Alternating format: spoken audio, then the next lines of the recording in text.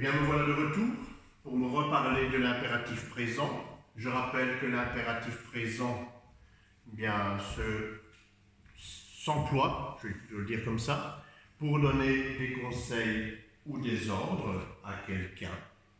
Je ne sais pas l'utiliser à toutes les personnes.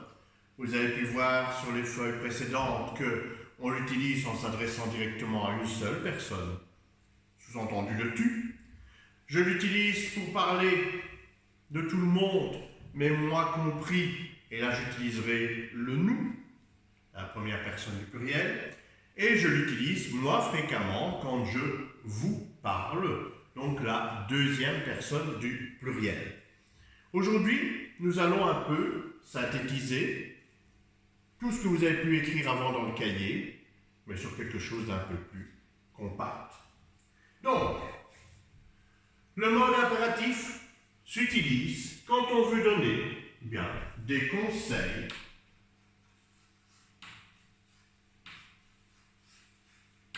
des ordres.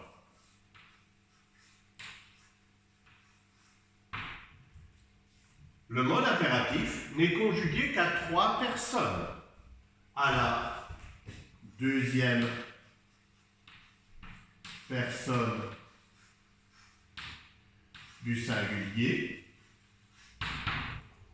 à la première personne du pluriel, à la deuxième personne du pluriel.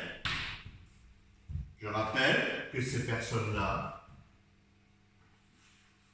ne sont pas écrites. On peut se les dire dans la tête si on veut, mais elles ne doivent en aucun cas apparaître lorsque je conjugue ou on repasse automatiquement dans l'indicatif présent.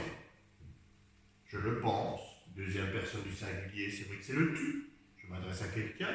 Première personne du pluriel, c'est le nous, tout le monde, la personne comprise.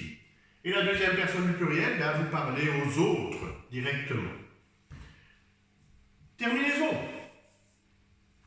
Des verbes en ER, on a pu le voir quand on a fait les différentes feuilles avant.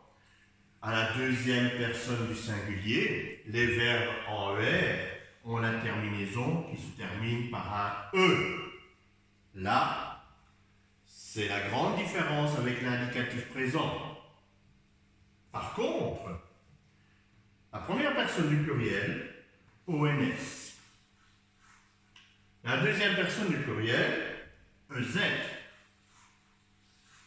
Ces deux-là sont les mêmes qu'à l'indicatif. Je vais voir maintenant les autres verbes, donc ceux du deuxième groupe et du troisième groupe. À la deuxième personne du singulier, S. Ça n'a pas changé. La première personne du pluriel, ONS. Et la deuxième personne du pluriel, EZ. On remarque que, à part pour la deuxième personne du singulier, où j'ai E pour les verbes en R, S pour les autres verbes, la première personne du pluriel et la deuxième personne du pluriel ont exactement les mêmes terminaisons. Vous allez voir que de temps en temps, je mettrai un S à la deuxième personne du singulier. Si je dis par exemple, je prends la phrase à l'indicatif, tu en manges avec moi, si je parle de fraises, et que je m'adresse directement avec moi à toi, en te donnant, je dirais plutôt un conseil et pas un ordre, je dirais mange-en. Là, je mettrai un S, pourquoi? Bien pour faire la liaison. Je ne vais pas dire mange-en, pas joli. On dira mange-en et on mettra un trait d'union également. Si je te parle d'un cahier, je te dirai pense à mon cahier, tu l'as porté chez toi, tu l'as oublié, je te dis le lendemain, tu penses à mon cahier. En partant, pour être sûr que tu n'oublies pas, je pourrais te dire pense-y. Je mettrai un S à pense, un trait d'union. et je remplacerai le cahier par un Y pendant ce Z. Vous voyez qu'à ce moment-là, c'est surtout parce que j'emploie un pronom derrière. Le S sert uniquement pour faire la liaison et que ce soit correct lorsque l'on parle. Dans tous les autres cas, ce sera toujours E pour les verbes en ER. Voilà.